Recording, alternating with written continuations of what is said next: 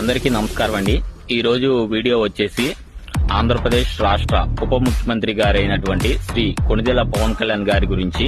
ఏంటంటే వారు 2014లో జనసేన పార్టీని స్థాపించారు. 2014లో కూటమితో కలిసి ప్రయాణించారు. తర్వాత 2019లో వారు సింగిల్ గా పోటీ చేశారు. ఒక్క సీటు వచ్చిందండి, అది కూడా వారు గెలవలేదు. పోటీ చేసిన 2 చోట్ల వారు ఓడిపోయారు. తర్వాత ఒక రాజోల్లో మాత్రం జనసేన పార్టీ అభ్యర్థి గెలిచారు. తర్వాత వారు వైసీపీలో మెర్జ్ అయిపోయారు.